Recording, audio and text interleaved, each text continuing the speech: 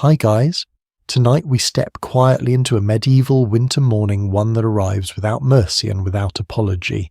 You wake before sunrise not because you are rested, but because the cold has worked its way through wool, straw and skin.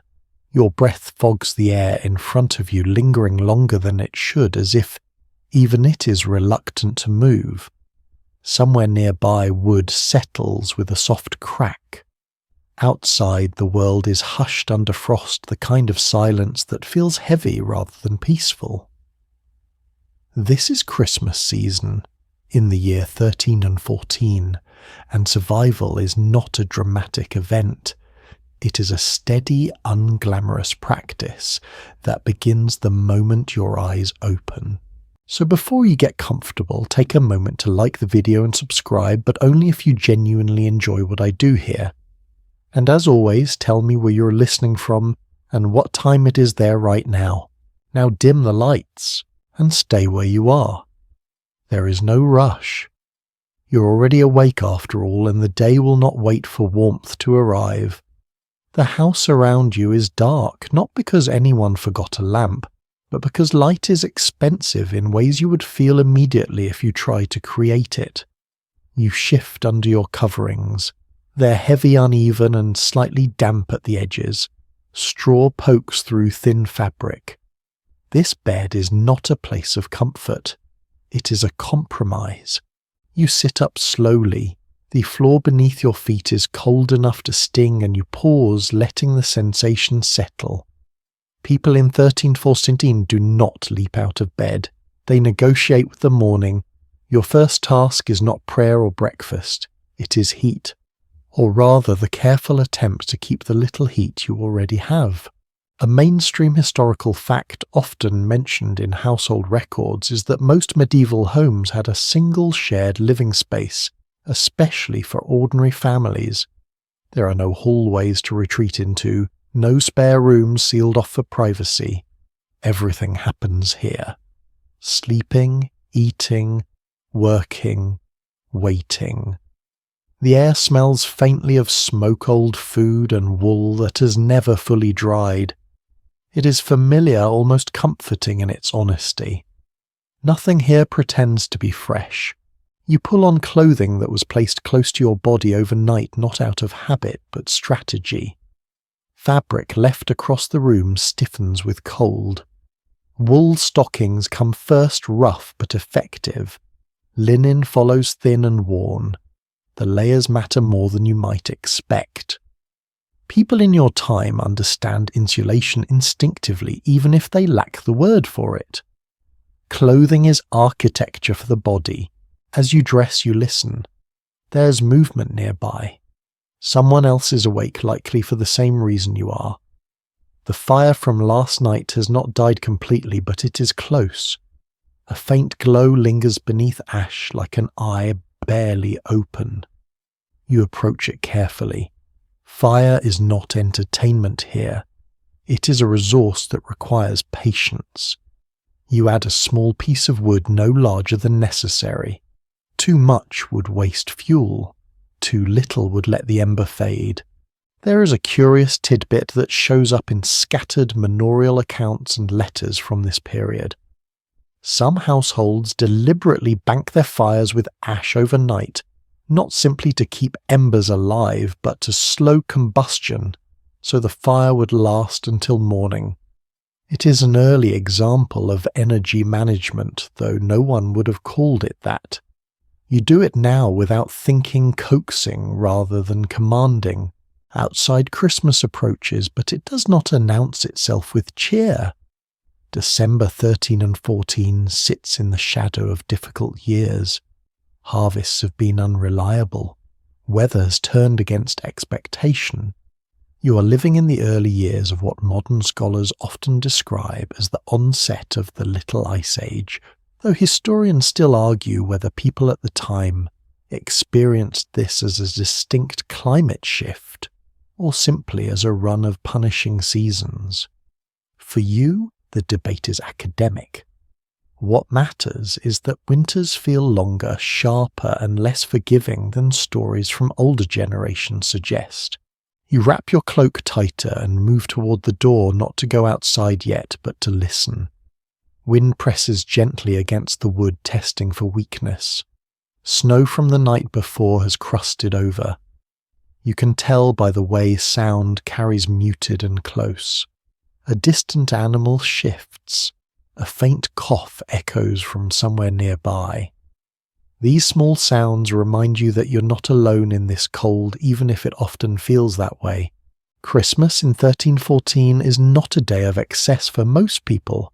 It is a pause, a moment where ritual interrupts routine just enough to remind you that endurance has meaning. The church calendar marks this time carefully. Bells will ring later. Words will be spoken that promise warmth beyond the physical kind. But right now none of that has arrived yet. Morning comes first. You return to the hearth, hands held out, palms angled just right. The heat is minimal, but it helps. You breathe more slowly. This is how days begin here. Not with plans, but with assessment. How cold is it? How much fuel remains? Who is awake? What must be done before night returns? It may surprise you to know that many medieval people slept in their clothes during winter, especially on the coldest nights. This was not laziness or ignorance, it was practicality. Undressing fully meant losing precious warmth that could not be easily regained. You consider removing a layer, then decide against it. Wisdom often looks like restraint. As your eyes adjust, you notice the small details again. A crack in the wall packed with straw and clay, a bench smoothed by generations of use. Tools resting where they belong, because losing track of anything in winter can cost more than convenience. Everything has a place, because disorder invites waste. You think briefly of what Christmas might mean later today. Bread perhaps slightly richer than usual, a thicker pottage, a shared moment by the fire when stories feel heavier and time slows.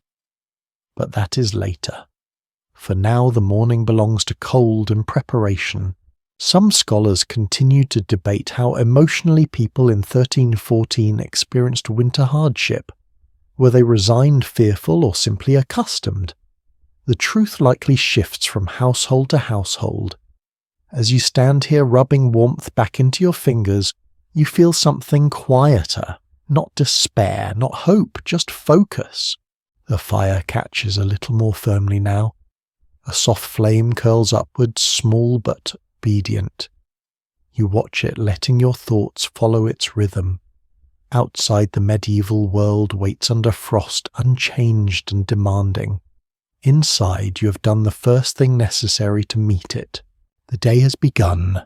The warmth you have coaxed back into the room does not spread evenly. It never does. It pulls close to the hearth, clings to the low ceiling and fades quickly as you step away. You learn early where to stand, where to sit, and where not to linger. Medieval homes in 1314 are not designed for comfort in the modern sense. They are designed for survival, and even that goal is met with careful compromise rather than certainty. You look around the space with a practiced eye. The walls are thick, built from stone or timber packed with wattle and daub. This is not decoration. Thickness slows the cold. Narrow openings limit drafts. Windows, when they exist at all, are small and often covered with oiled cloth or thin horn rather than glass. Light enters reluctantly, but so does the wind. This balance is intentional. People here accept dimness in exchange for warmth. A well-established historical reality is that most ordinary medieval houses lack chimneys as we imagine them today. Smoke from the hearth escapes through a hole in the roof or simply seeps out through gaps in the structure.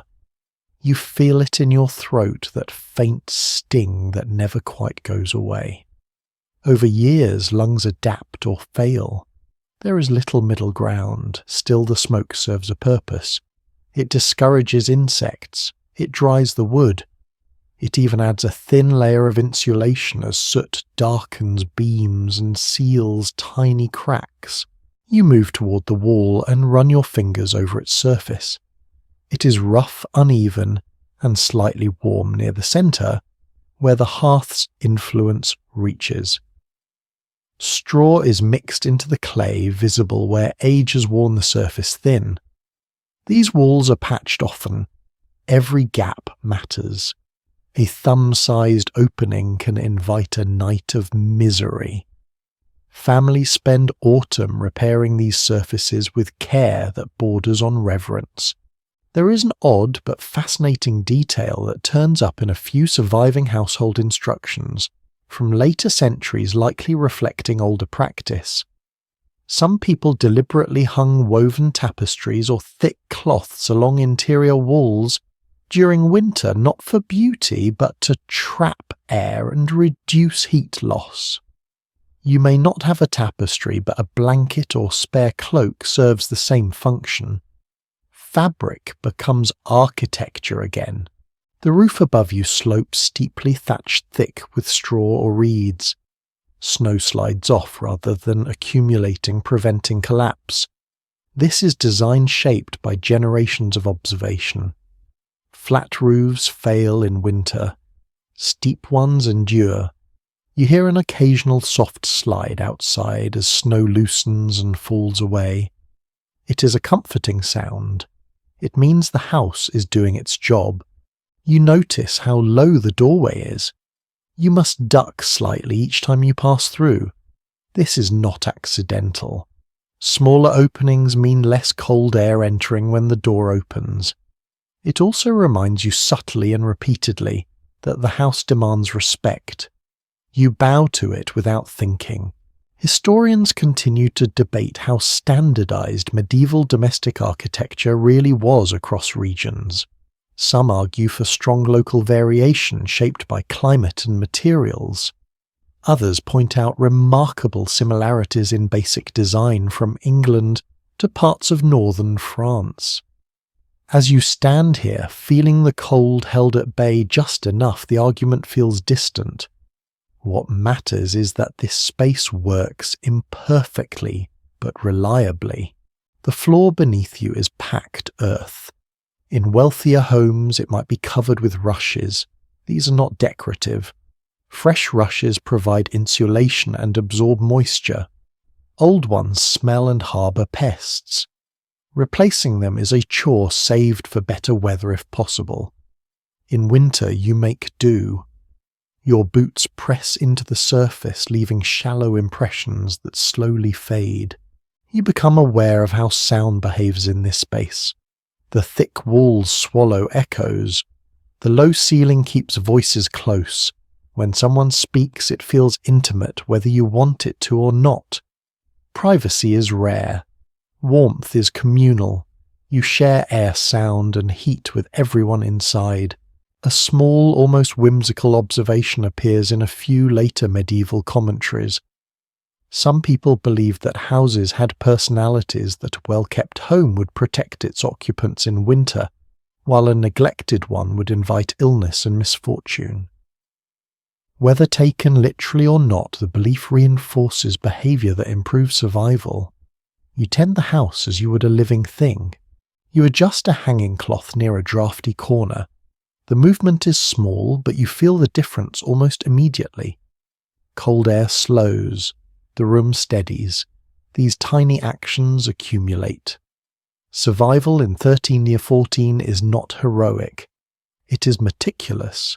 Christmas draws closer with each passing hour, but the house remains the main focus of your attention. Celebrations mean little if the roof leaks or the fire dies. Even the church acknowledges this quietly. Many winter sermons focus on endurance, patience, and order. Holiness, like warmth, is something you maintain rather than consume.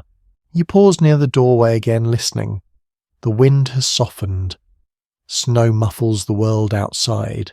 Inside, the house holds, not perfectly, not generously, but enough.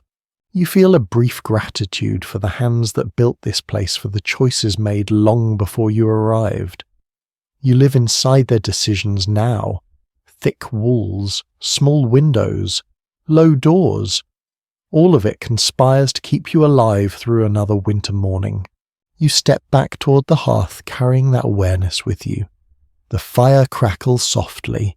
The house breathes around it. And for the moment the cold stays outside. You stand close to the hearth a little longer than necessary, letting warmth soak into you before stepping away. It is tempting to linger, but movement is part of staying warm too. Now that the room holds steady heat, your attention turns fully to what you are wearing, because in this winter, clothing is not expression, it is equipment. You look down at yourself and take inventory. The first layer against your skin is linen.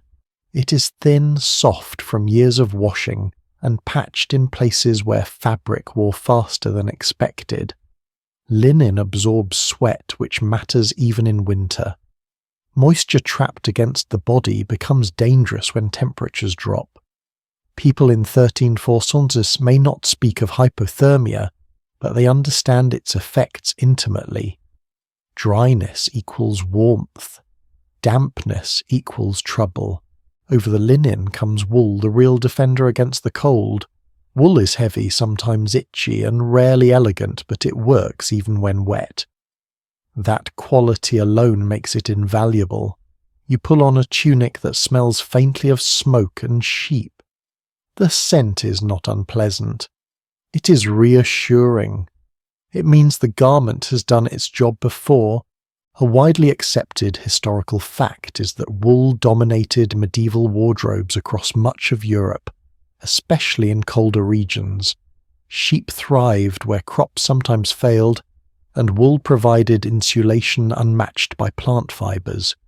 Entire economies were built around it. You feel that history now wrapped around your shoulders and arms. You add a second wool layer, then a cloak. The cloak is large, worn at the edges, and fastened with a simple pin. It serves many roles. It is clothing, blanket, windbreak, and sometimes bedding. You have slept beneath it more than once when the cold pressed hardest. The weight settles around you like a familiar hand.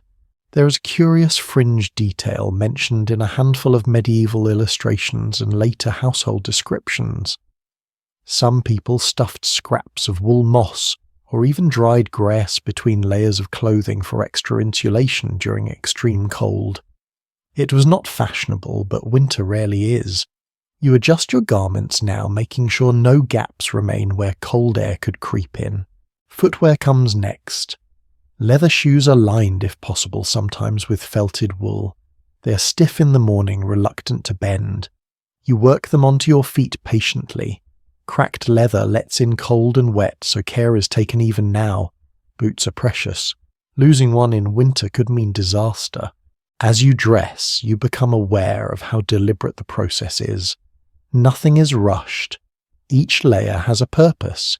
Each knot and pin is checked. Medieval people often owned very few garments, but they knew them intimately. You know where this tunic rubs, where that cloak catches.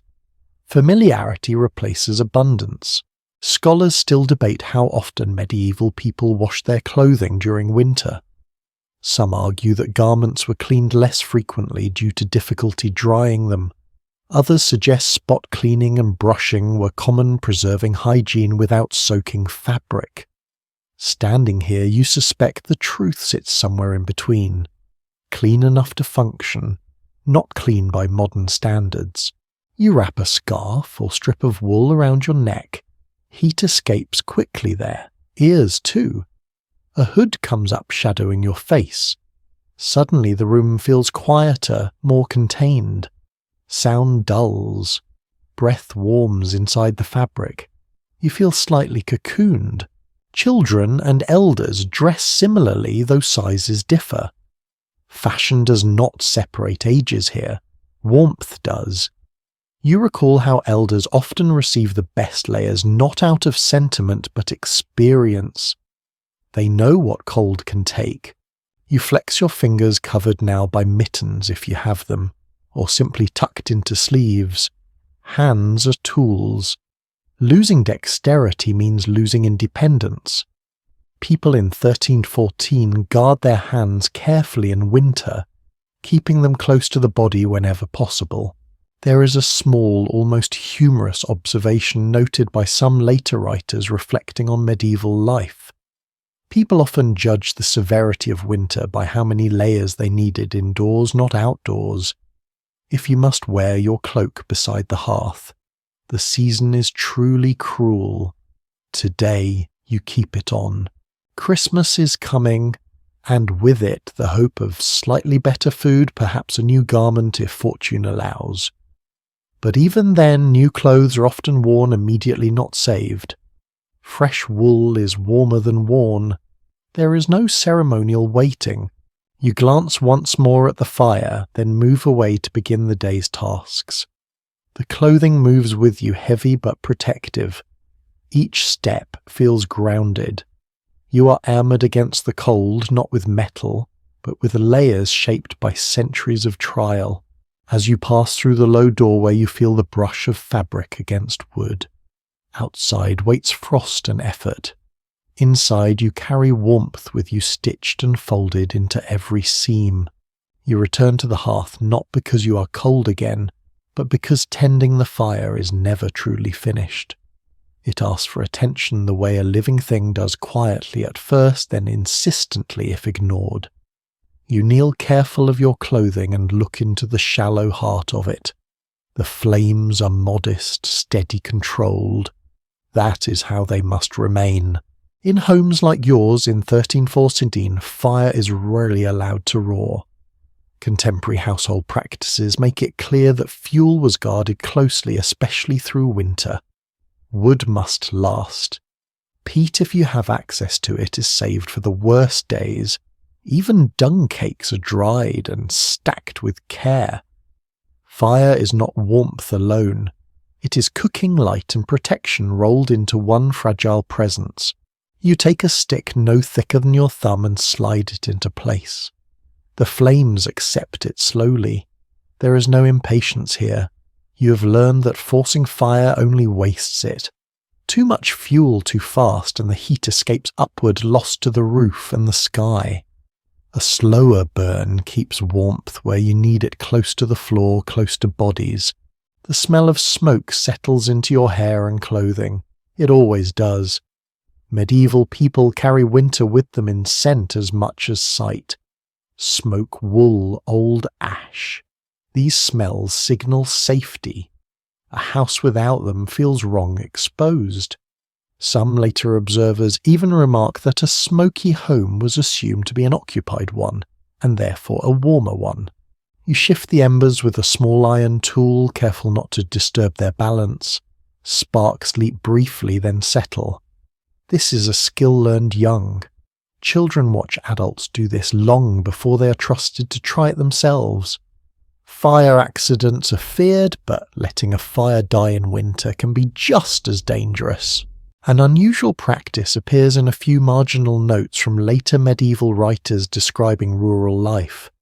Some households placed a smooth stone near the fire during the day, then moved it closer to sleeping areas at night, letting it release stored heat slowly.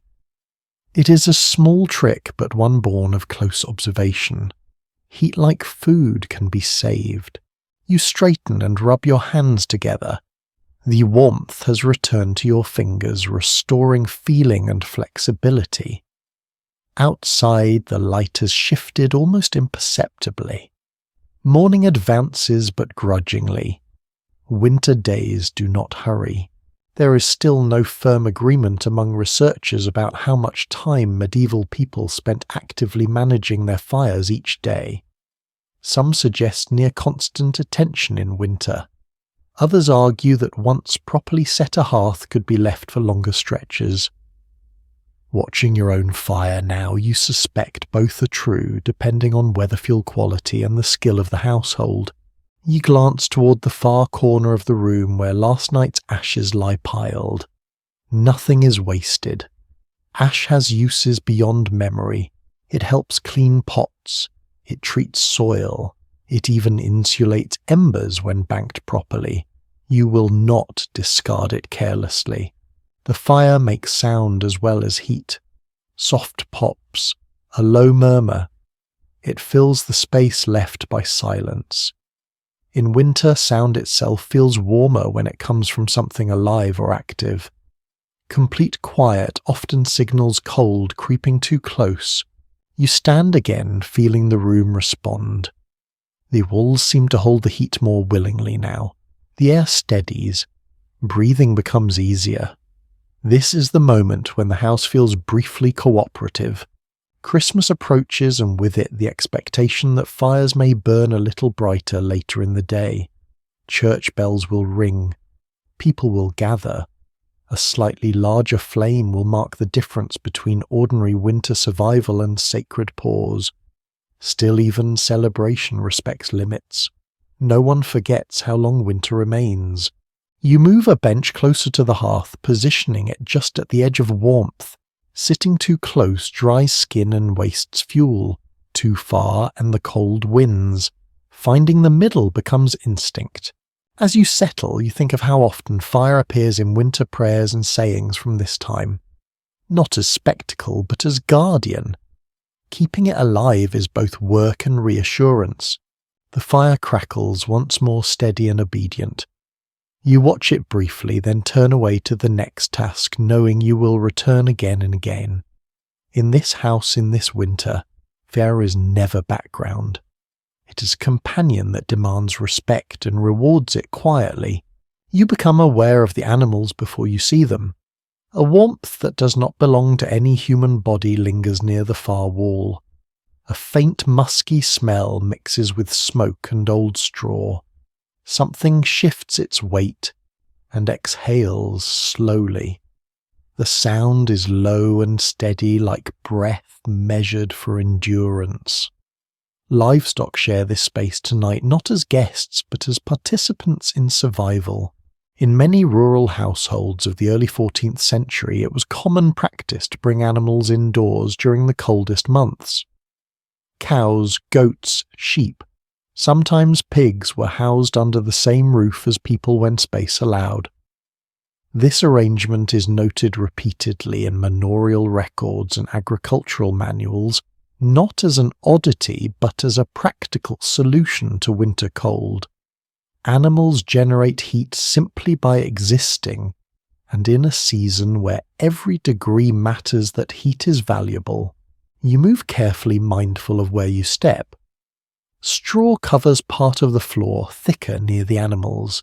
It crunches softly underfoot, releasing a faint, earthy scent.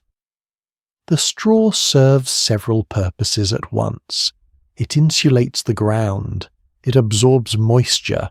It provides bedding. Over time it will be replaced or composted, but for now it is another layer between you and the frozen earth. A goat lifts its head briefly as you pass, eyes reflecting the firelight. It does not seem alarmed. This closeness is routine. The animals are accustomed to human presence, and you are accustomed to theirs.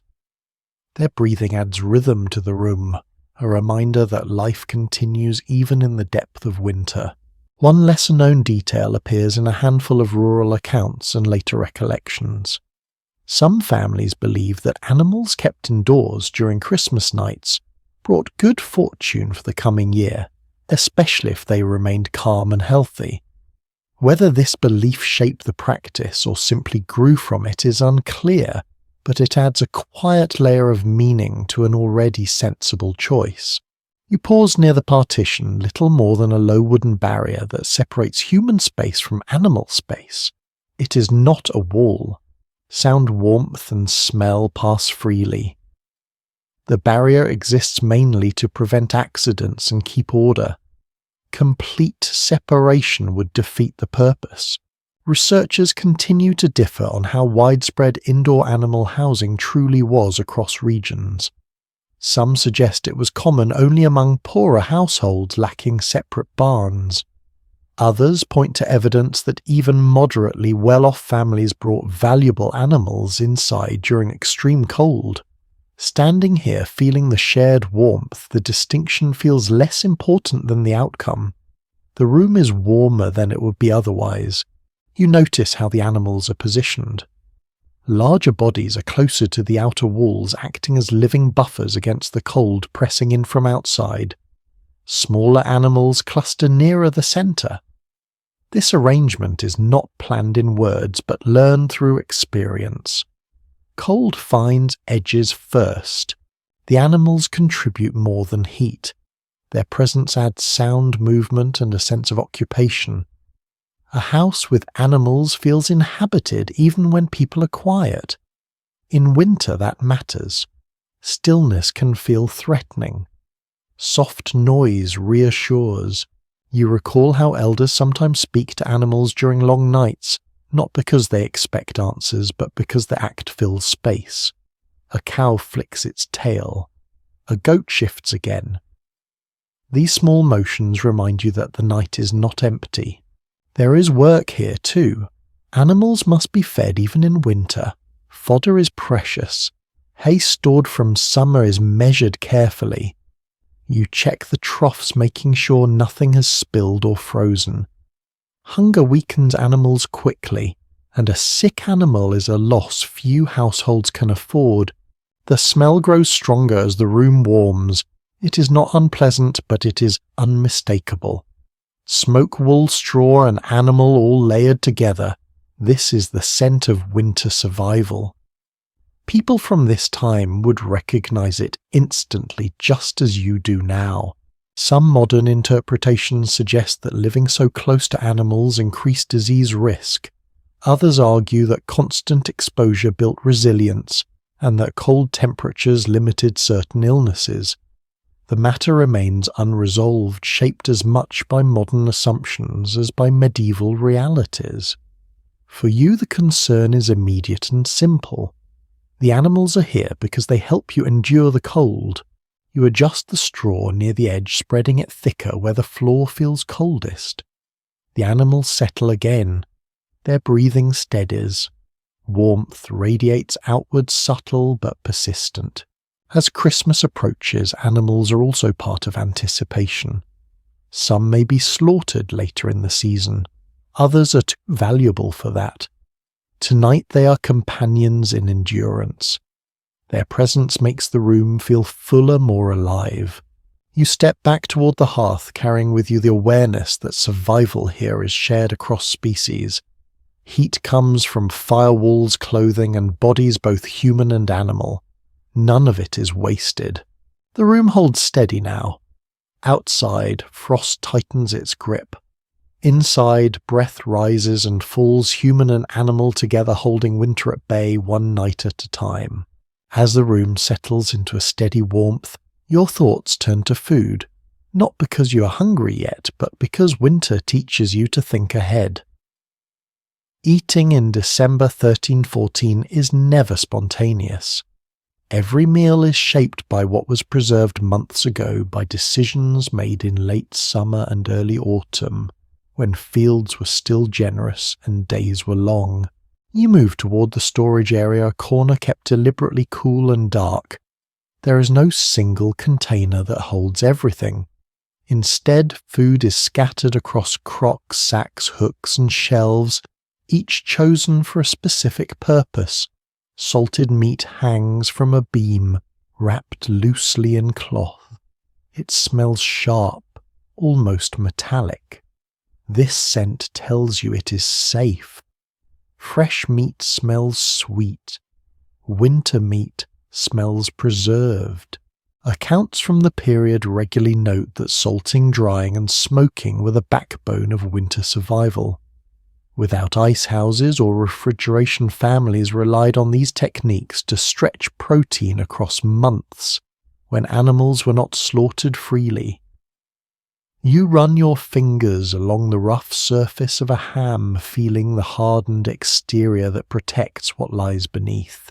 Nearby, a crock holds grains. Barley, oats, and rye dominate here. Wheat exists, but it is precious. It will be saved for special occasions, Christmas included. These grains are humble, but reliable. They form the base of porridges and breads that keep bellies full even when variety disappears. There is a curious practice mentioned in a few scattered household notes from later centuries that likely reflects older habits. Some families added dried herbs or spices to grain stores, not only for flavour but to discourage pests. The scent of sage or rosemary lingers faintly as you lift a lid. It is subtle but comforting. You check another container holding dried legumes. Peas and beans shriveled and hard wait patiently. When soaked and cooked, they swell again, offering warmth and sustenance. They take time, but time is something winter evenings provide in abundance. Scholars remain divided on how varied medieval winter diets truly were among ordinary people. Some suggest monotony ruled with the same foods repeated endlessly. Others argue that careful preservation allowed for more diversity than we often imagine. Standing here, you see both truths. The ingredients are limited, but they combine in small, thoughtful ways. You move to the shelf where cheese rests. Hard cheeses fare best in winter, aging slowly, growing sharper. A small wheel sits wrapped in cloth turned regularly to prevent spoilage. Cheese is valuable. It concentrates milk into something that lasts. You cut a thin slice not to eat yet, but to check its condition. It smells strong but clean. Nearby onions and garlic hang in braids. Root vegetables lie buried in sand or earth-filled pits outside, insulated against freezing. You will retrieve those later when needed. For now you make a mental note of what remains. Inventory is constant. You always know what you have because surprise is dangerous in winter. One small but intriguing detail appears in a few marginal writings from monastic kitchens. Some cooks saved fat, carefully rendering it and storing it in sealed containers. Fat adds calories and flavour, both essential when cold drains the body. You check your own supply. It is modest but present. Water is fetched carefully in winter, often from sources that must be broken free from ice. Because of this, cooking becomes efficient. Stews and pottages dominate because they use less fuel and stretch ingredients. A single pot can simmer for hours, fed slowly by the hearth. There is no clear agreement among modern historians about how often medieval households ate warm meals in winter. Some evidence suggests that a main hot meal was prepared daily. Other sources imply that cold leftovers were common. You suspect the truth shifts with circumstance. Today you plan something warm. Christmas approaches. Effort feels justified. You set a pot near the fire, adding water, slowly mindful of splashing precious heat away. Grain follows, measured by hand, not scale. You know the amounts by feel. Too much, and it thickens beyond usefulness. Too little, and it fails to satisfy. As the pot warms, the room fills with a faint, comforting smell. Grain softening, water heating. This scent signals continuity. Winter meals do not surprise, but they reassure. You stir occasionally, letting the slow rhythm match the fire. Cooking here is not active in the modern sense. It is watchful. You remain nearby, adjusting heat, adding fuel sparingly. Food and fire are partners. A small observation appears in some household lore. People often timed tasks around cooking, using the long simmer to mend clothes, sharpen tools, or tell stories. Food created pockets of time. As the pot works, you turn briefly to another chore, never straying far. Christmas will bring additions, perhaps dried fruit saved carefully, maybe a bit of honey, but the foundation remains the same. Preservation is the quiet hero of winter. It turns past abundance into present survival. You return to the pot and taste. It is not finished, but it is promising. Warmth spreads through your fingers as you hold the spoon. Soon this will become part of you, fueling the rest of the day. You set the pot back and cover it lightly. Outside, the cold remains relentless. Inside, planning and patience transform stored food into comfort. Winter continues, but so do you.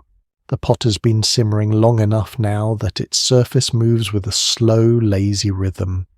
You lift the lid just enough to look, letting a breath of steam rise and vanish into the darker air above.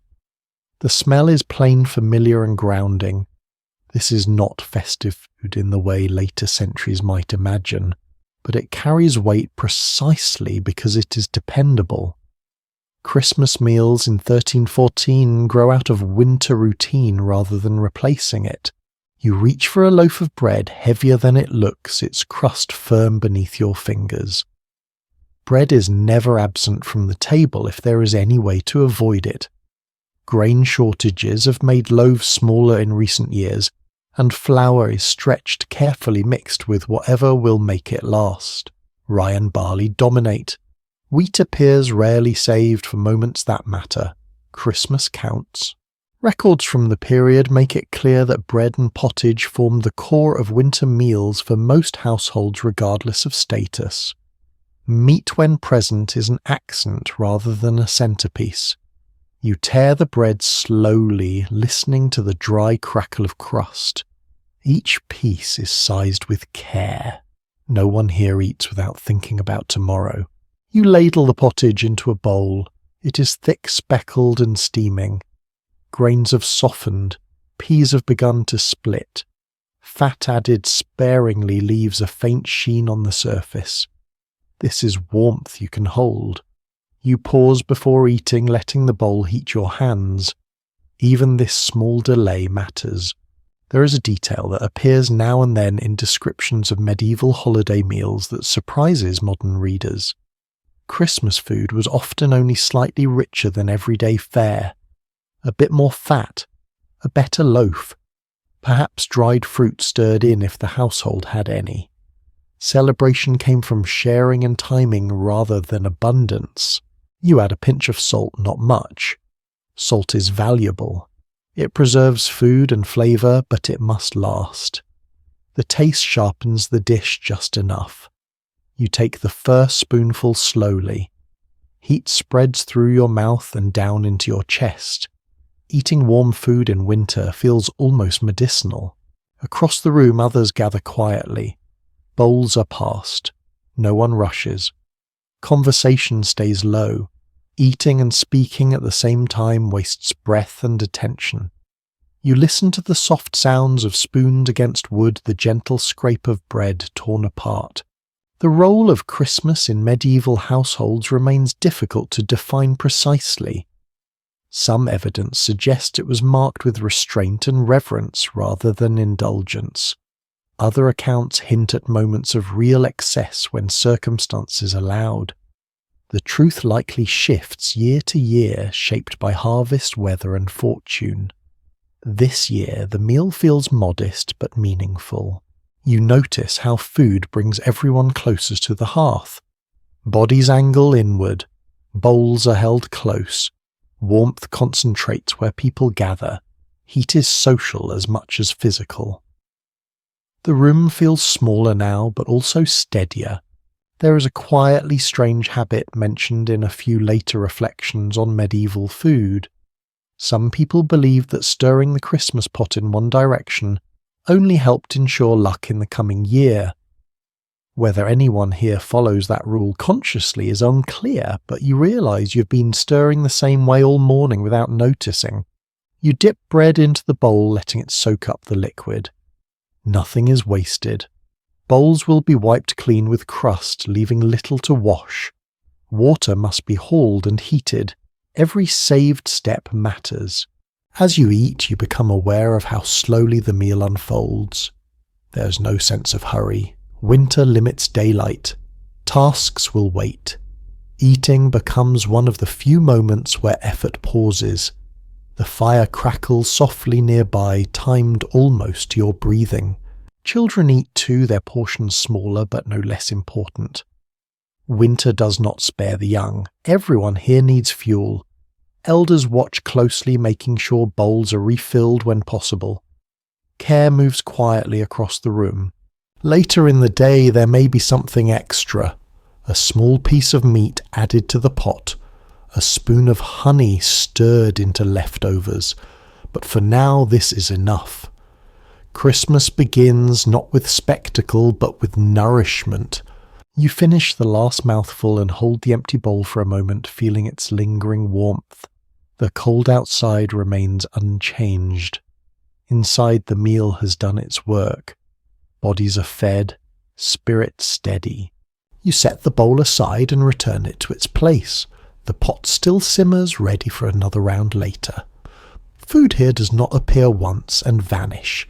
It stays working slowly like everything else in winter. As you rise, you feel the subtle difference. The cold presses less sharply. You are heavier, steadier.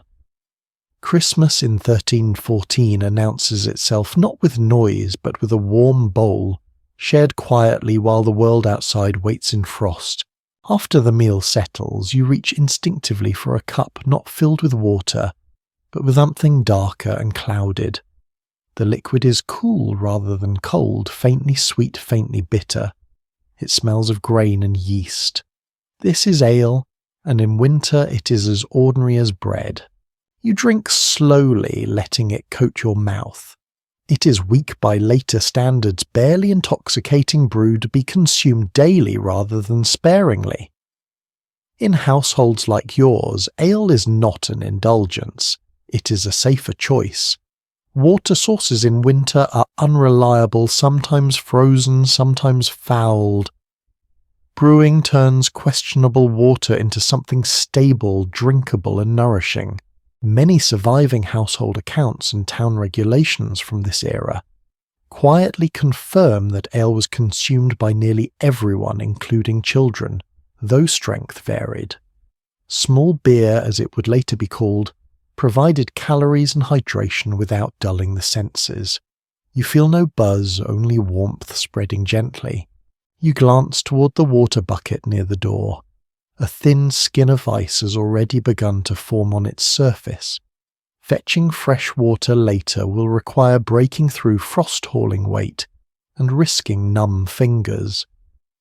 Ale waits ready stored safely in barrels or jugs, protected from freezing by proximity to the hearth. A curious little practice appears in some rural recollections. People sometimes warmed ale slightly near the fire during the coldest nights, not enough to heat it fully, but enough to take the edge off. Whether this was common everywhere is unclear, but you understand the appeal. Cold liquid chills the body from within. Warmth, even subtle, is welcome. You take another sip and listen to the room. Conversation drifts, then fades. Drinking does not demand attention. It fills the gaps between tasks. The fire murmurs. An animal shifts. Outside, the day remains pale and still. There is no single answer among modern researchers about how much alcohol medieval people consumed on average. Some interpretations suggest near constant drinking. Others argue that strength and volume are often exaggerated in later retellings. From where you sit, the reality feels balanced. Ale supports the day rather than dominating it. You wipe the rim of the cup with your sleeve and pass it along. Sharing is automatic. Cups move hand to hand without ceremony. Ownership matters less than access. Everyone here understands limits. Overindulgence wastes resources and dulls judgment, neither of which winter forgives. As Christmas approaches, ale may grow slightly stronger. Extra grain might be used. Spices could be added if fortune allows. But today's brew remains plain. Its value lies in reliability. You notice how drinking slows, breathing encourages stillness. Warmth builds gradually rather than is a rush. This suits winter pacing. Quick heat fades too fast. Slow heat lasts.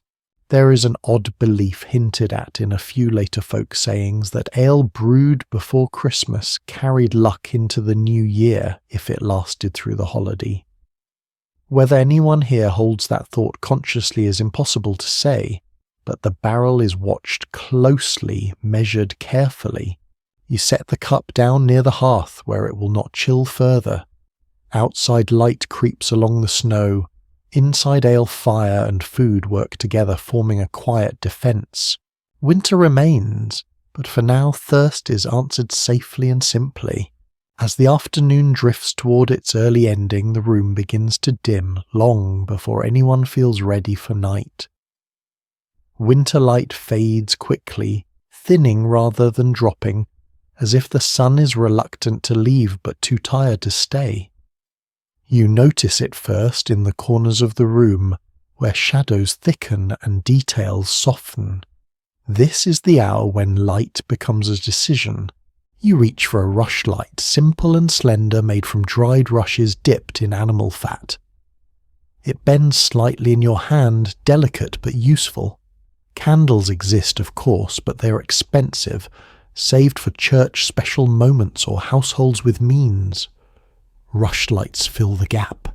They burn quietly, briefly, and with just enough glow to guide movement. Period household practices make clear that artificial light was rationed carefully in winter. People did not banish darkness so much as negotiate with it. One light at a time, one corner at a time. You strike the flame and watch it catch the wick, hissing softly, or settling into a steady, modest glow. The room changes immediately. Shadows pull back just enough to reveal familiar shapes. Faces become visible again. The fire remains the main source of light, its shifting brightness, painting the walls unevenly. The rushlight does not compete. It complements. You place it near where hands will work. Light follows function. There is no reason to illuminate empty space. This is a principle learned early. Light costs fuel, effort, and time. It is not background. It is purpose. A small and rather charming habit appears in some later winter accounts. People often positioned lights low to the ground during evening tasks, believing this helped preserve night vision and reduced wasted glow. Whether rooted in belief or experience, the effect is practical. The light feels closer, more intimate. You sit near the hearth, hands busy with a small task, perhaps mending a seam or sharpening a tool. The light flickers as you move, responding to air currents and breath. It requires attention just like fire. Let it lean too far and it sputters out. Let it burn too fast and it is gone. Modern interpretations differ on how long medieval households stayed awake after sunset during winter. Some suggest evenings stretched long, filled with work and storytelling. Others point out that limited light encouraged earlier rest. Sitting here, you sense that both patterns exist. Light allows activity, but darkness invites rest. The balance shifts night by night. You glance toward the doorway. Outside is already deepening into blue shadow. Snow reflects what little light remains, making the world beyond the door seem distant and unreal. Inside the room contracts, becoming a circle of warmth and glow. You move the rushlight once more, adjusting its position. This is not decoration. It is choreography. Light moves with need. When the task is done, the flame will be snuffed without hesitation. There is an odd fragment preserved in a few medieval sayings that likens wasted candlelight to spilled grain. Both represent carelessness in times that demand precision. You smile faintly at the thought and keep the flame steady. As the light continues to burn, conversation softens, voices lower. Darkness changes sound as much as sight. The room grows quieter, not from fear, but from awareness. Night is arriving, and with it a different rhythm. You know that soon the light will go out. The fire will remain dimmer, but alive. Sleep will come in stages shaped by cold and custom. For now the rushlight glows small and obedient, holding back the night just long enough to finish what must be done. Night does not arrive all at once. It settles in layers just like the cold. By the time the rushlight is pinched out, the room has already adjusted itself to darkness. Shapes remain familiar. You know where everything is without seeing it clearly. This is not blindness, it is practice. You prepare for sleep without ceremony. Beds in 1314 are not destinations so much as intervals. You're not heading toward a single, long rest. Winter sleep comes in pieces shaped by cold digestion and habit. You spread bedding carefully, making sure straw is thickest beneath the shoulders and hips. These are the places where cold creeps in first. Many winter routines from this period quietly reflect an understanding that sleep was rarely uninterrupted. People expected to wake. They planned for it. Night was not something to conquer, but something to move through more than once. You lie down knowing you will rise again before morning. The fire is banked low, ash pulled gently over embers. It glows faintly enough to survive, not enough to waste fuel. The room cools gradually, not suddenly. This slow descent into cold is easier on the body. Sudden chill startles sleep away. You pull your cloak closer, layering it over blankets. Clothing remains on. Undressing fully would be foolish. Heat earned during the day is kept close through the night. Wool presses against you, heavy and reassuring. Breath warms the fabric near your face. At some point you drift, not deeply. Sleep here is light at first, threaded with awareness. Sounds still register. A hoof shifts. Wood creaks.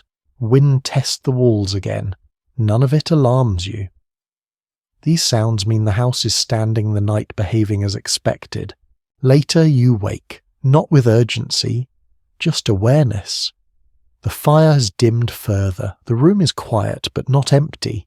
This waking is so ordinary it barely feels like interruption. Many people use this time to tend the fire, visit the privy, or speak quietly. Some pray, some think, some simply lie still. There is no universal agreement among those who study the past about how common this pattern of broken sleep truly was. Some sources hint at it plainly, others remain silent. But here in this room, waking in the middle of winter night feels natural rather than strange. You sit up slowly, careful not to let cold rush in too quickly. Hands hover near embers. A small piece of wood is added. The fire answers with a soft glow. You do not linger. Too much heat now will be lost by morning. You lie back down. Sleep returns more deeply this time. The body fed and warmed settles into itself. Outside the world remains locked in frost. Inside time stretches gently. Dreams come and go, shaped by firelight memories and winter sounds. You are not concerned with clocks. There are none to watch. Time is measured by sensation, cold easing, warmth fading, breath slowing. Eventually morning will return. Not yet. For now this second sleep holds. It is deeper, heavier. The kind that repairs rather than merely rests. The medieval night continues quietly around you, patient and practiced. You sleep within it, not fighting, not fleeing, just moving with its rhythm until the next waking finds you ready. You wake again, not to cold, but to sound. Not a sharp noise, just a distant toll that rolls slowly through the frozen air. A church bell. It does not rush. It never does in winter. The sound arrives softened by snow, and distance stretched long enough to feel like part of the silence rather than an interruption. Even half awake, you recognize it immediately. Time in 1314 is not counted in minutes. It is shaped by bell's light and habit. The bell tells you it is morning prayer or close enough. It tells others the same. Across the village, bodies shift under wool and straw just as yours did earlier. The sound binds you together even before anyone speaks. You sit up slowly, breath clouding again. The fire survived the night. Not strong but alive. That matters. You add a thin stick and watch the glow return. Outside, the sky is pale, neither dark nor bright. Winter mornings hesitate. Church shapes this season in ways both obvious and subtle. Christmas is not only a date, it is a stretch of days marked by ritual repetition and expectation. Even those who rarely attend feel its pull in winter. The calendar gives structure when weather erases landmarks. You wash your hands with cold water, wincing briefly, then rubbing them dry. Cleanliness here is functional, not aesthetic. It prepares you for shared space. You straighten your clothing, smoothing folds, adjusting pins. Presentation matters even when comfort does not. The bell rings again, closer now, or perhaps your hearing has sharpened. Sound travels differently in cold air. You pull on your cloak and step outside. Snow crunches underfoot. The world feels smaller, quieter. Smoke rises from chimneys in thin lines, marking where others are awake and enduring. Church interiors are cold in winter, but people gather anyway. Bodies fill the space, breath hangs in the air, candles flicker. Words spoken here are familiar, repeated year after year, but repetition brings comfort rather than boredom. In a season where so much is uncertain, predictability steadies the mind. You stand shoulder to shoulder with neighbours. Some faces look tired, others calm. Children fidget then settle. The bell stops. Voices rise together. The sound warms the space more than the fire ever could. The role of religion during harsh winters is not simple to define. Some see it as refuge, others as obligation. Often it is both at once. For you this moment feels grounding. It reminds you that winter is shared, not private. A small detail appears in winter sermons from this period. Priests often spoke of endurance rather than joy during Christmas season, emphasizing patience, humility, and care for one another. Celebration existed, but it was quieter than later tradition might suggest. You listen, letting words pass over you like the bells echo earlier. They do not demand analysis. They offer rhythm. The service ends without flourish. People linger briefly, exchanging murmured greetings, then drift back into the cold. Outside again, daylight has strengthened slightly. The village resumes its low hum. Church has marked the day. Time moves forward. You return home, cheeks numb, fingers tingling. The fire welcomes you back. The room feels smaller after the open air, but warmer. The animals stir. The pot waits. Winter continues, but it now carries structure. Bells will ring again. Days will follow patterns. Christmas does not end the cold, but it gives it meaning one sound at a time. Back inside, the warmth feels earned. Your hands hover near the fire, then retreat, then return again, as if your body cannot decide how much heat it trusts. Winter has a way of making you cautious, even with comfort. You listen to the room for a moment. The steady crackle, the slow breathing of animals, the soft movements of others returning from church. Life resumes its quiet pattern. Cold does not just threaten from the outside, it works on the body from within, turning small irritations into lingering problems. A dry cough can become a constant companion. A stiff joint can become a limit. People here know this. They do not have modern medicine, but they have attention. They watch symptoms. They notice patterns. They respond early when they can. You reach for a small pouch of dried herbs. It is not large. Nothing is large in winter stores. Still, the scent that rises when you open it is sharp and alive. Something like sage may be thyme. You crumble a pinch into hot water, creating a simple infusion. The steam carries the smell into the room, cutting through smoke and straw. Household knowledge from this period often depends on observation passed hand to hand. Certain plants are valued in winter because they seem to ease breathing, calm stomachs, or help sleep. Some of these remedies later gained support in scientific study. Others remained matters of belief and habit. In your world, the distinction does not matter much. If it helps even slightly, it stays. You sip slowly. The taste is bitter but not unpleasant. Bitter tastes are treated with respect here. Sweetness is rare. Bitterness suggests strength. There are winter customs that feel almost half medical, half magical. Someone nearby ties a strip of cloth around a child's wrist, not tight, just present. You cannot be sure what it means. A charm against fever, perhaps, or simply something the family has always done. Winter invites these small gestures. When control is limited, symbolism fills the gaps. How much medieval people truly understood about contagion remains unclear. Some behaviours suggest instinctive awareness. Sick people kept slightly apart. Shared cups were avoided when coughs worsened.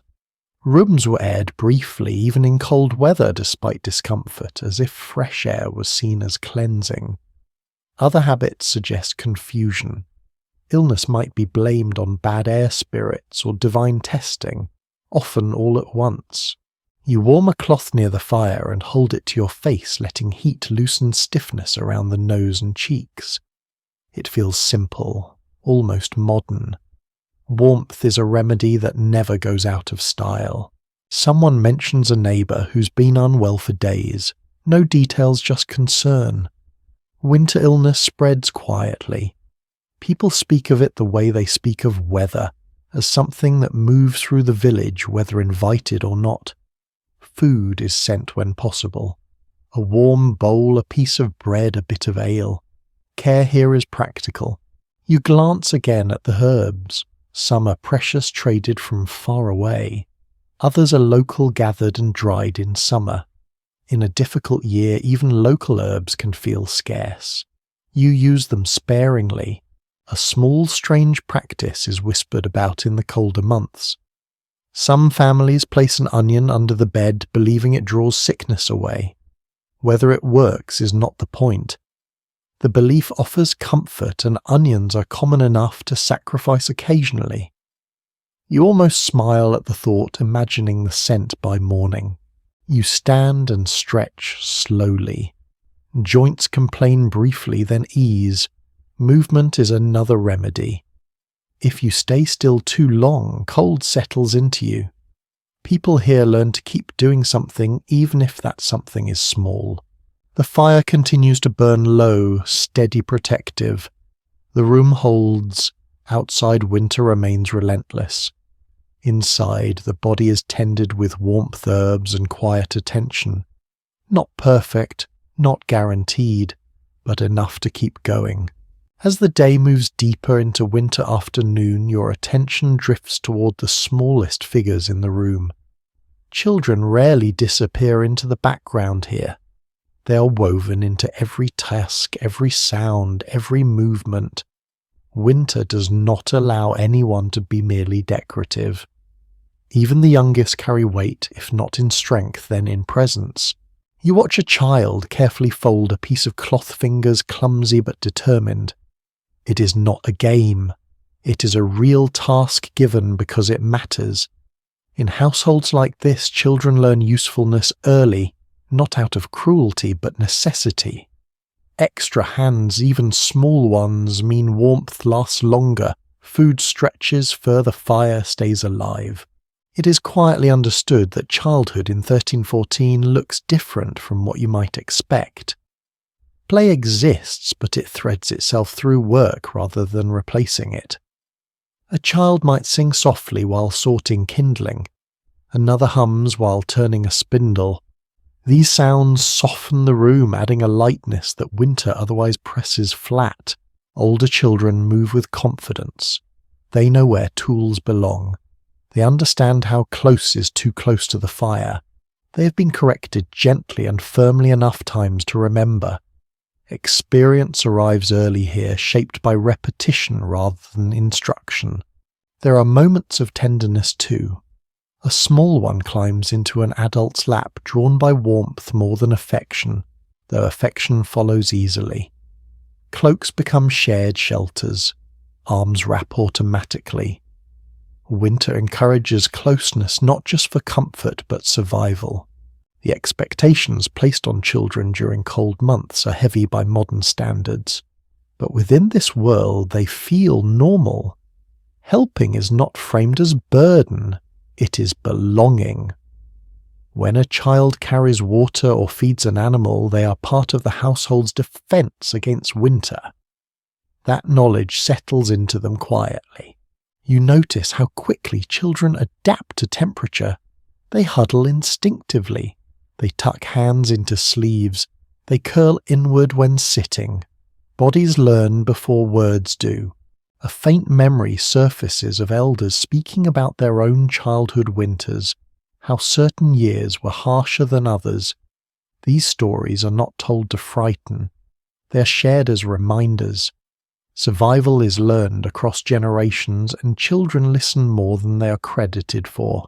Education happens here too, though it rarely looks like lessons. Counting grain, measuring cloth by hand, learning which herbs smell right and which smell wrong. Winter sharpens attention. Mistakes are felt immediately. You hear laughter, suddenly brief and surprising. It bursts out when someone slips slightly on straw, catching themselves at the last moment. The sound feels brighter against the quiet. Children recover quickly from cold moments, both physically and emotionally. Their resilience lifts the room. There is uncertainty among those who study the past about how children understood hardship. Were they aware of risk, or did routine shield them from fear? Watching them now, you sense something in between. They know winter is serious, but they also know it is survivable because it always has been so far. As evening approaches, children grow slower. Cold drains energy faster from smaller bodies. They are guided gently toward rest, toward the warmer spots near the hearth. Stories will come later, and they will listen with eyes half closed, absorbing comfort as much as words. You adjust a blanket around one child's shoulders, not making a show of it. Care here is quiet, efficient, unremarkable. That is what makes it reliable. Winter continues its steady pressure outside the walls. Inside the household adapts adult and child alike, each contributing in ways suited to their strength. The smallest hands matter more than you might think, especially on nights when the cold presses hardest. As evening deepens, the room gathers itself closer to the fire. Work slows not because it is finished, but because light and warmth have narrowed the world. Hands that were busy all day now move with less urgency. This is the hour when stories begin to surface, not announced, not planned, but drawn out by the quiet. Someone clears their throat. Another shifts position on the bench. A familiar voice begins to speak low and unhurried. The words are not written anywhere. They live in memory, shaped by repetition and slight changes each time they are told. You've heard some of these stories before. That does not lessen their effect. It deepens it. Firelight flickers across faces as the tale unfolds. Shadows stretch and shrink with the flames giving life to gestures and expressions. Stories here are not performances, they are shared spaces. Everyone listens, even if only half awake, even if the ending is already known. These winter stories often carry practical knowledge disguised as entertainment. A tale about a traveller lost in snow reminds listeners to watch the sky and respect distance. A story about a foolish farmer who wasted wood teaches restraint without sounding like instruction. Wisdom slides in quietly, carried by narrative rather than command. Children lean closer, drawn by voice and warmth. Adults listen too, though their attention drifts in and out, resting where it needs to. Stories do not demand full focus. They allow rest within attention, a rare gift in winter. There is something almost ritual about this moment, though no one names it as such. Fire voice bodies gathered. This pattern repeats across households and villages, binding nights together. Long winters would be unbearable without something to fill the dark beyond work and sleep. Some stories brush close to fear. Spirits in the woods, strange lights on frozen fields. These are told softly, never shouted. Fear here is measured, contained. It sharpens awareness rather than overwhelming it. Listeners feel a small shiver, then relax again as the fire pops reassuringly. Other stories are gentler, memories of summers long past, harvests that went well, weddings remembered. These bring warmth of a different kind. They remind you that winter is not the whole story, only a chapter. There are fragments of belief woven through these tales that feel half serious, half playful. Someone mentions that whistling indoors at night invites trouble. Another says it keeps mice away. No one argues. The story moves on. Agreement is less important than continuity. You notice how voices lower as the night grows deeper. Words stretch out. Pauses lengthen. The rhythm becomes almost musical. Listening itself becomes restful. Eyes close briefly, then open again. No one is scolded for drifting. This is how evenings pass when there is little to see and nowhere to go. Stories replace distance. They let the mind travel while the body stays warm. In a season that restricts movement, imagination becomes generous. The fire settles into a steady glow. Embers pulse softly. The story reaches its familiar end and fades without flourish. Silence follows, but it is a comfortable silence, full rather than empty. Someone stirs the fire once more. Another shifts a child closer to warmth. The night continues, wrapped now in words that linger even as sleep approaches. Winter remains outside, but inside stories have done their work. The stories fade, and what replaces them is not silence, but a softer kind of attention. People begin to notice one another again in practical ways. Who needs more straw? Whose cloak has slipped? Which pot should be moved closer to the fire? Winter cooperation does not announce itself as generosity. It simply happens because it must. You watch how tasks are shared without discussion. Someone rises to fetch more wood even though it is not strictly their turn. Another shifts aside to make room on the bench. These gestures are small, but they stack up, forming something sturdy. In a season like this, survival leans heavily on trust and habit. Village life in 1314 depends on obligations that run quietly beneath the surface. You borrow tools knowing you will return them. You share food knowing the favour will come back to you in another form another week. No one keeps a ledger in winter. Memory does the work. There is a rhythm to this cooperation that feels older than anyone present. You sense it in the way help arrives before it is asked for. People notice when a neighbour's fire burns too low, when smoke stops rising from a chimney, when footsteps are missing from the path they usually follow. Winter sharpens awareness outward as much as inward. An older voice mentions a task that will need doing tomorrow if the weather allows. Wood to be split, a fence to be checked. The work is discussed calmly without complaint. Planning itself is a form of warmth. It reassures everyone that tomorrow exists. You recall hearing that some villages rotated responsibilities during winter, ensuring no single household carried the heaviest burden alone. Whether formally arranged or simply understood, the effect is the same. No one is meant to face the cold entirely by themselves. There are limits, of course. Help is not endless. Resources are finite. Winter exposes selfishness quickly, but it also punishes it. A household that refuses to share today may find itself alone when need arrives tomorrow. This knowledge keeps behaviour in balance. Children observe these exchanges closely. They learn what is expected by watching what is done, not by being told. Winter teaches social rules as clearly as it teaches physical ones. You adjust your position near the fire and listen to the low murmur of planning and reflection. The tone is neither hopeful nor bleak. It is steady. That steadiness feels earned. Outside the night presses against the walls, inside cooperation holds as essential as wool and flame. Christmas approaches, but the deeper celebration here is continuity. The knowledge that this winter, like others before it, will be faced together. By now the idea of travel feels distant, almost theoretical. Winter narrows movement until even short distances carry weight. Paths that were easy weeks ago have hardened into slick lines of ice and packed snow. You think carefully before stepping outside again, not out of fear but calculation. Every journey must justify the cold it invites. Most days in this season unfold within a small radius. Home, nearby fields if animals need tending. The well if water must be fetched.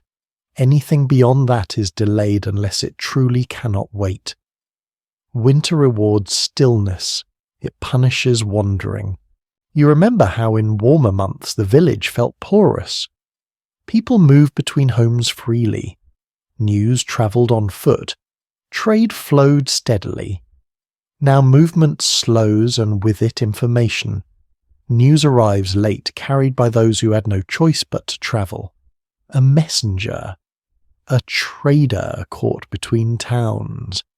Their arrival draws attention, not curiosity alone, but concern.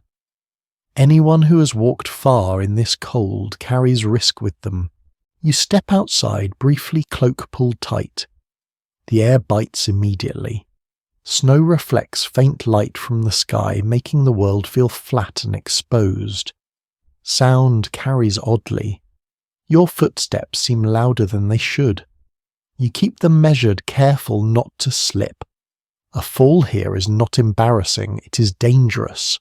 You glance down the path that leads away from the village. It disappears quickly into whitened shadow. In winter, distance looks shorter than it is. Landmarks blur. Familiar routes lose detail. You understand why people avoid travel unless necessary. Getting lost does not require foolishness, only weather. There are stories told quietly about travellers who misjudged winter roads. Not dramatic tales, just cautionary ones. Someone who left too late. Someone who trusted thin ice. Someone who did not turn back soon enough. These stories linger in memory, shaping choices more effectively than rules ever could. You turn back toward the house, grateful for its solid presence. Walls feel more precious after even a moment outside. You brush snow from your boots before stepping in, not wanting to invite cold further inside than this already is. Winter stillness has its own weight. Days feel longer when movement is limited. Time stretches inward. People notice small things more. The way firelight shifts, the sound of wind changing direction, the subtle difference between cold air and colder air. Some use this stillness well. Tools are repaired, clothes are mended, plans are quietly adjusted. Others struggle restless in bodies used to motion. Winter patience is learned unevenly. You settle near the hearth again, letting the outside fade from your awareness. Travel will come again when seasons change. For now, staying put is not failure, it is strategy. The night deepens. Paths outside disappear completely. Inside the household contracts further pulling warmth and attention inward. Winter has closed the door, and for tonight at least you're content to remain on this side of it. As darkness settles fully, small rituals begin to surface, not announced, not formal, but quietly observed. These are the habits people turn to when winter nights feel longest, when the year itself seems to pause and listen. Christmas is close now, close enough to shape behaviour even before it arrives. You notice how certain actions are taken with more care than usual. The fire is checked twice. The door latch is tested gently. Shoes are placed together rather than scattered.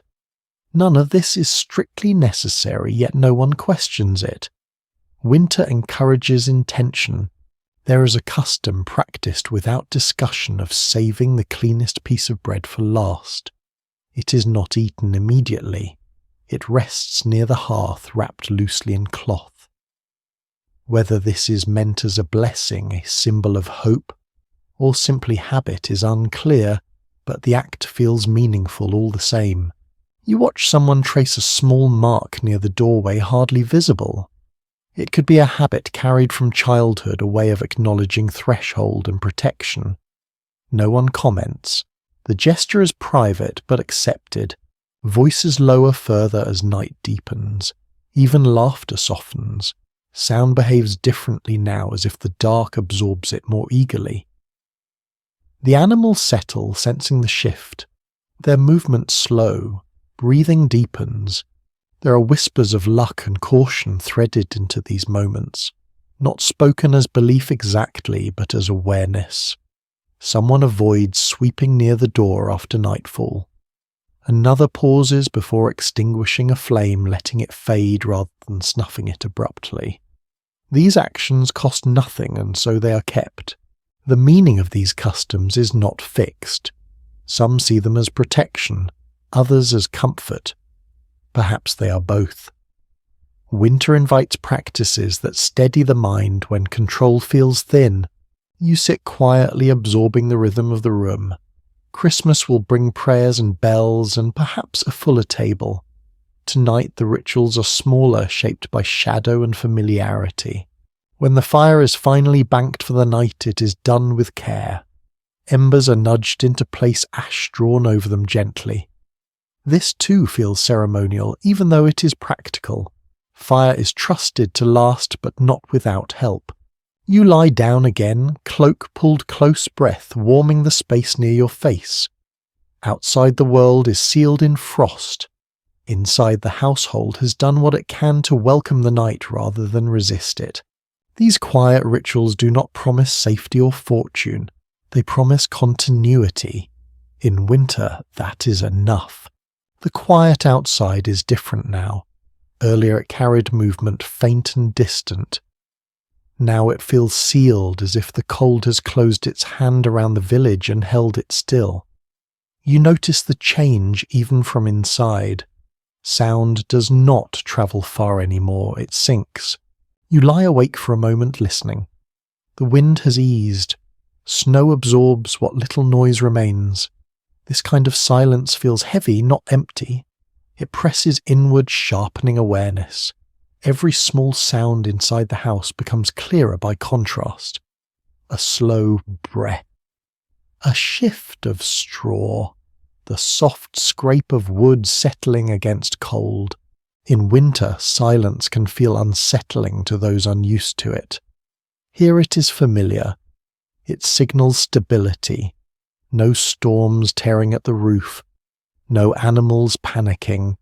No unexpected footsteps approaching in the dark. Quiet means the night is behaving. You are just slightly careful not to disturb the fragile warmth you have built around yourself. Even small movements matter now.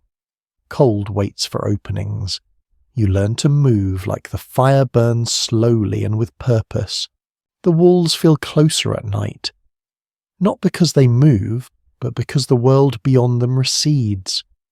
Distance loses meaning in the dark. What matters is what shares this space with you. The house. The fire. The breathing around you. Somewhere outside, a distant sound breaks the stillness briefly. A branch cracking under weight. Perhaps snow slipping from a roof. You hold your breath for a moment, then relax when nothing follows. Winter trains you to listen for patterns, not just noises. You think about how fear operates differently in this season. It is quieter, less dramatic. It does not rush. It sits testing patience. But familiarity dulls its edge. You know the sounds of this place. You know which ones matter. There are no streetlights, no constant glow beyond the door. Darkness is complete and honest. The sky outside holds stars when clouds are now sharp and distant. You do not see them now, but you know they are there, indifferent and steady. People sometimes speak of winter as isolating, but nights like this feel communal in a different way. You are aware that others lie awake too in nearby houses wrapped in similar thoughts, listening to similar silences. The village is quiet but not alone. The fire shifts slightly, embers settling. A faint glow pulses, then steadies. You keep one eye half open, just long enough to confirm it remains alive. That small reassurance allows your body to soften again. Animals breathe nearby slow and deep. Their presence anchors the room. Large bodies release warmth even in stillness. You feel it faintly, a background comfort you would miss immediately if it vanished. You think briefly of what lies beyond the village. Forests locked in frost. Fields resting under snow. Roads waiting erased by weather. Winter redraws the map each night, shrinking it to what you can touch and hear. Silence stretches time. Without distraction, thoughts wander gently. You replay small moments from the day. The warmth of food, the sound of a story, the weight of wool. None of it dramatic, all of it sufficient. At some point you stop listening actively. The silence becomes part of you rather than something you notice. This is when sleep deepens again, not suddenly, but like snow accumulating flake by flake. Outside, winter holds its ground. Inside the house holds yours. The quiet remains steady and unbroken until it no longer needs your attention. Morning comes back quietly, not as an announcement, but as a slow lightening of the dark. Your eyes open before you fully decide to wake. The room is still. The fire is low but alive. Frost clings to the edges of the world outside, but inside warmth has held on just enough to make breathing comfortable again. You sit up and let the day return in pieces. First sensation, the weight of wool, the stiffness in your fingers, the faint ache in your shoulders from sleeping on straw, then sound, an animal shifting, someone else moving carefully so as not to wake everyone at once. Then smell. Smoke that never truly leaves, mixed with yesterday's food and the earthy scent of straw. There is no moment where you feel fully refreshed. That is not the expectation here. Rest is partial. It gives you enough to continue, not enough to forget the season. You rise and move toward the hearth. The embers respond with a faint glow when you stir them. You add a small piece of fuel measured without thought. You have learned what the fire can accept. Too much would flare and waste. Too little would fade. You find the middle without needing to name it. As the flame steadies, you begin to think about endurance itself.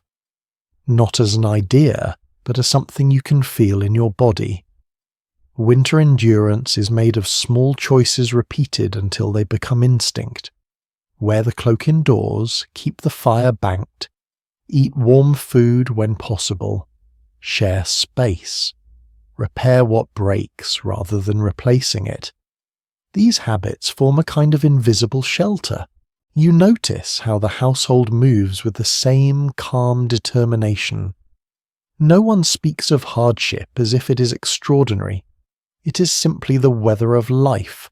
Complaining would not change it. Planning might.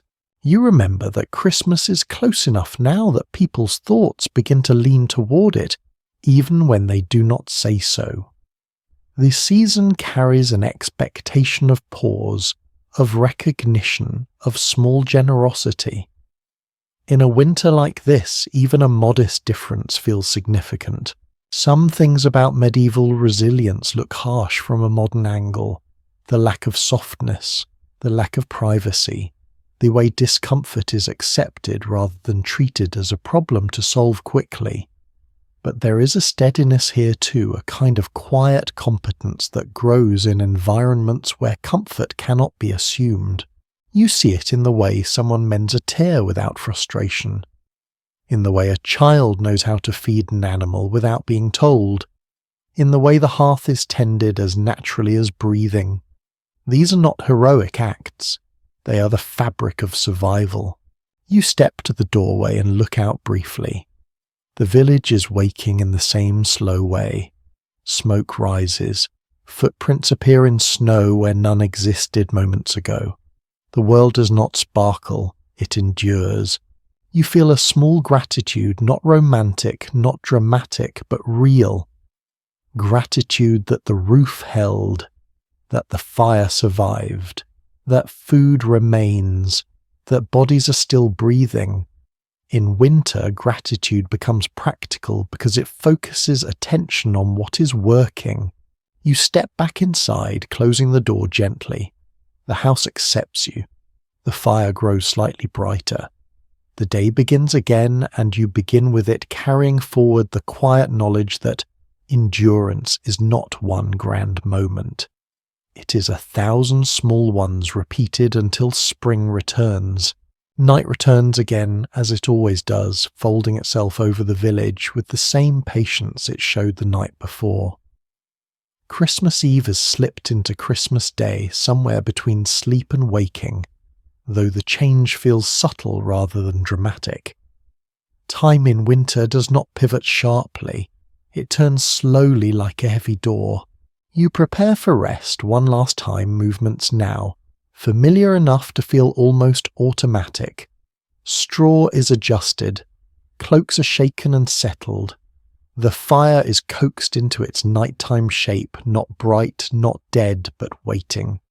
You know exactly how it should look before you leave it. Too much glow invites waste. Too little invites regret. The room feels smaller now, but not crowded. Everything has found its place. Animals breathe steadily. The walls hold. Outside, frost grips the world again, sealing fields and paths into stillness. Inside, warmth lingers just enough to soften the edge of cold. You lie down and pull the weight of wool close. Your body remembers how to arrange itself, where to curl, where to rest your hands, where the floor is coldest and where the straw is thickest. These are not choices you think through. They live in muscle and habit. Christmas in 1314 does not arrive with spectacle. It arrives with continuity, with the fact that you are here breathing warmed by fire and company, with the knowledge that others nearby are doing the same. Bells will ring again soon. Food will be shared again. But for now the night holds everything gently. You let your breathing slow. The fire murmurs. The house settles. Winter remains, but it no longer presses as sharply. You've learned how to meet it, how to move with it, rather than against it. That knowledge carries you towards sleep. Your thoughts soften, edges blur. The last thing you notice is the steady rhythm of breath around you, human and animal together sharing the same small pocket of warmth as the medieval world rests outside. The night deepens and you drift with it. The fire stays low and faithful as your thoughts grow quieter. Nothing needs attention now. The house knows how to hold itself through the dark. Your body releases the last small tensions it has been carrying one by one, like embers settling into ash. Breathing slows. The cold remains outside where it belongs. Inside there is only warmth, weight, and rest. You do not need to think about tomorrow. It will arrive when it arrives. For now, the medieval night wraps gently around you, steady and familiar. Sleep comes without effort, carried on the same rhythm that has guided this winter day, from its frozen beginning to its quiet end. Sweet dreams.